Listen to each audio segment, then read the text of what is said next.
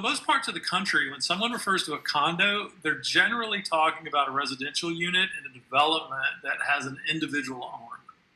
So condos are owned. Apartments are usually rental units in a larger development where they're all owned by the same company or entity who leases them out.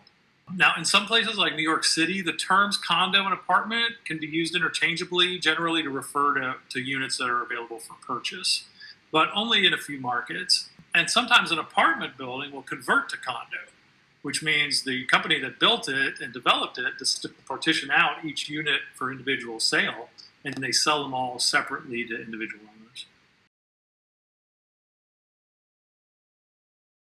Well, is buying a condo cheaper than renting? That's the tough one because there's so many variables, but rents in high rises are pretty steep and interest rates are at historical lows. So it is possible that buying a condo could be cheaper than renting. Consider that a nice apartment in a full service building might be, let's say, $2,500 a month for rent. A condo in a similar building might cost, say, $400,000. But with 3% down at about 3.25% interest, your principal and interest payment would be about $1,700 a month. So then you escrow about $400 for property taxes, and then the HOA dues might be another $400, and you're right there around $2,500. So pretty much the same as rent. Once you factor in the tax advantages of buying, you could actually come out ahead if you itemize your returns. So talk to your accountant and see if there's a way that when you do your taxes, you could actually benefit even more. So is it smart to buy a condo instead of renting? That really depends on your individual situation.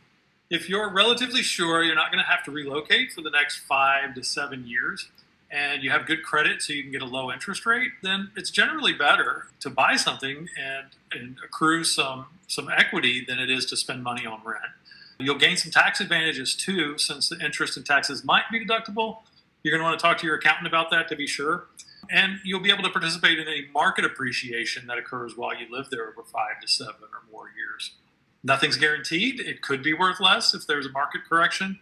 But generally, if you can ride that out and not have to sell in a short period of time under pressure, you'll do okay.